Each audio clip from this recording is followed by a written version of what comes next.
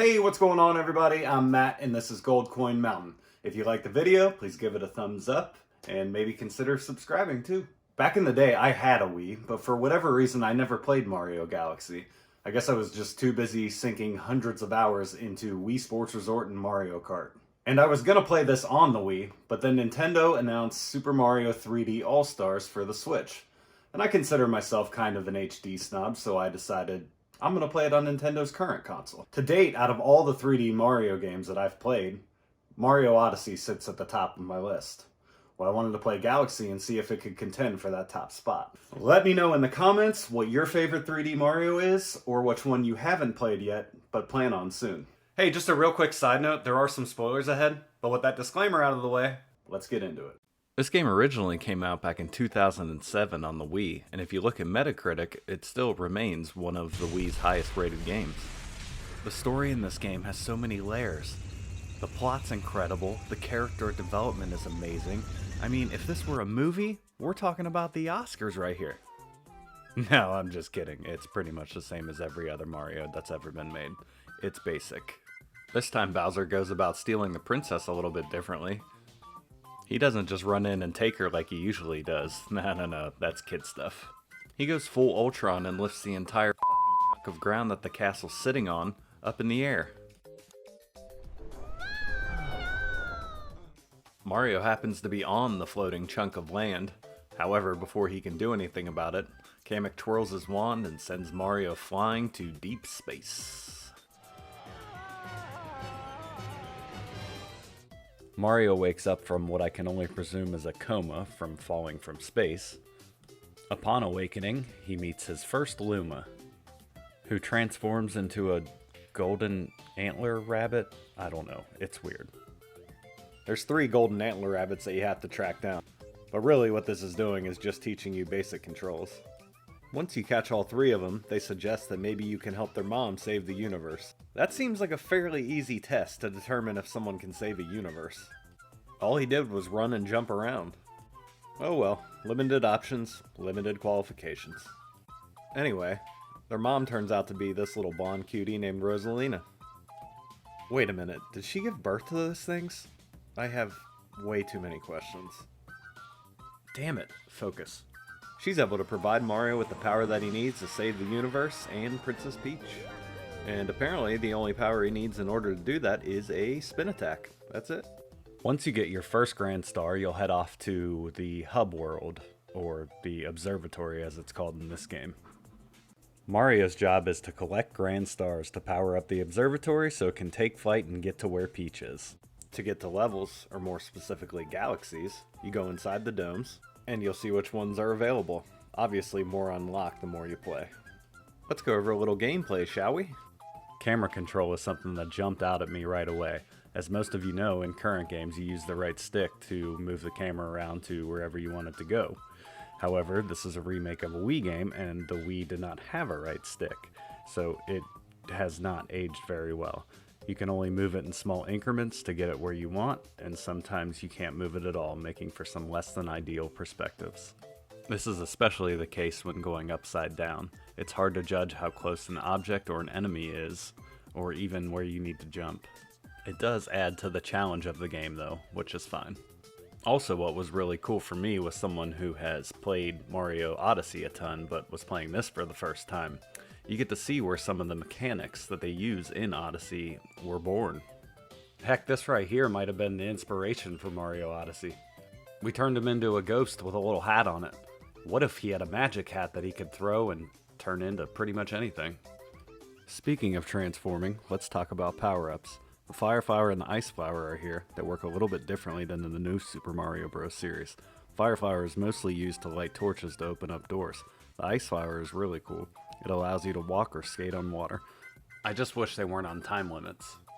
I wanted some more time to experiment with these. I see why they did it though. It gives some difficulty fluctuation from going from point A to point B.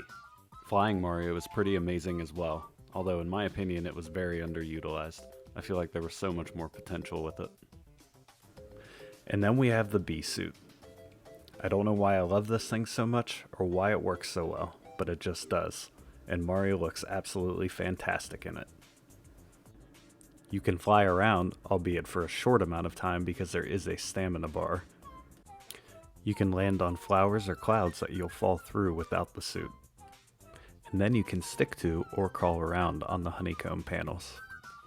You can also crawl around on the queen bee while she awkwardly cheers you on for hitting all of her right spots.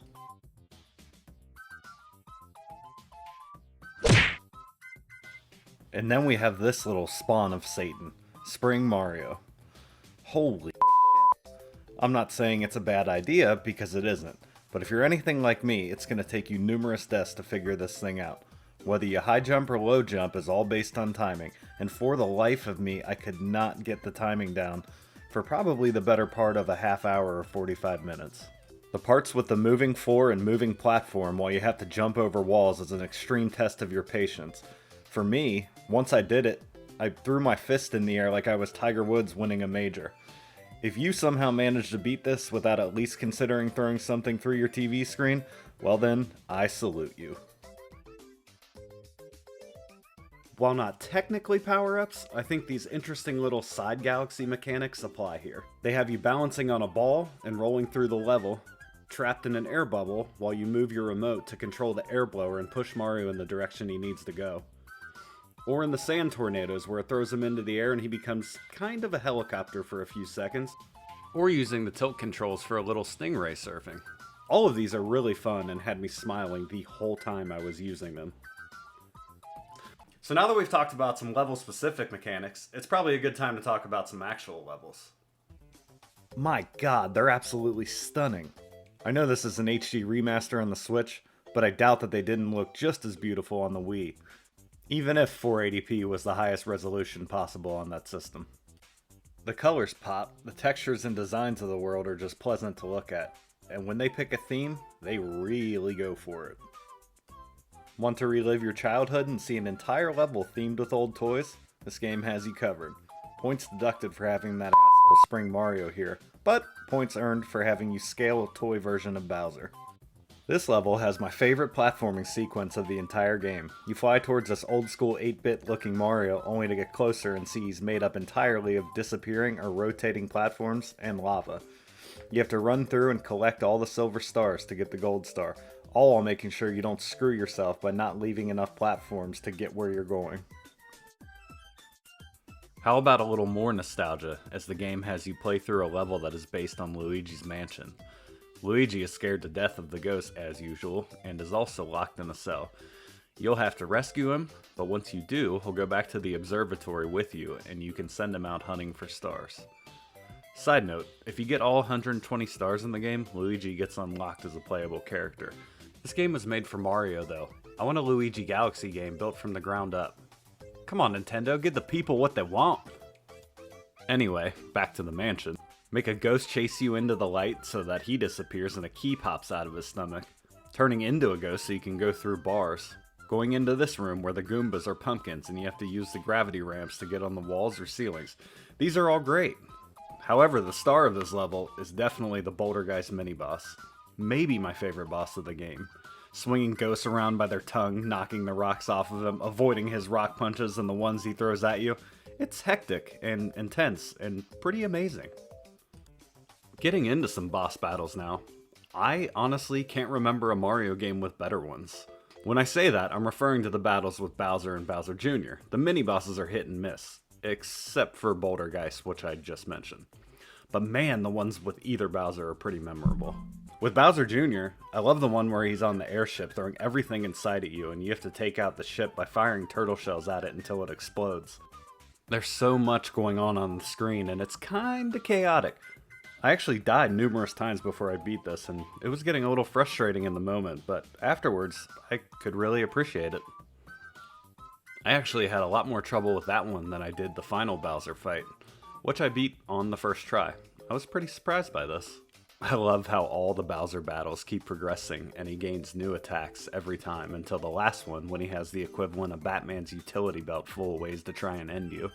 The way to get hits on him, though, remains mostly the same throughout the entirety of the game. Hold jump and try to aggressively sit on your face.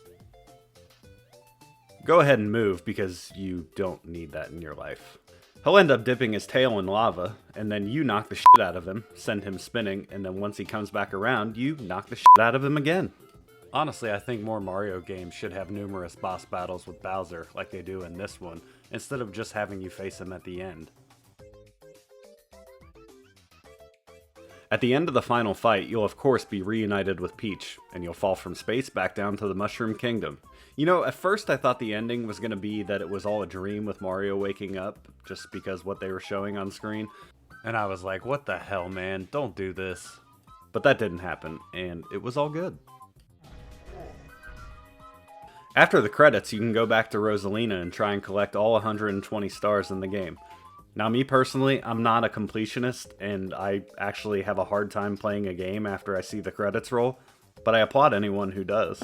So there you have it, my extended look at Mario Galaxy. As I mentioned at the beginning of the video, I wanted to find out if Galaxy could overtake Odyssey at the top of my list for all the 3D Mario games I've played. What I found out was that I love this game, and it's an absolute blast. It's unique, and it's incredibly charming. It's actually damn near perfect. However, it does not quite get to the top of my list. I don't know if it's because I don't have any nostalgia for it as I'm playing it for the first time in 2021, so there's not that to push it over the top for me. Mario Galaxy 2 is another one I have not played. Maybe sometime soon I'll be able to play that and it can challenge for the #1 spot. Thanks for watching, and I'll see you next time.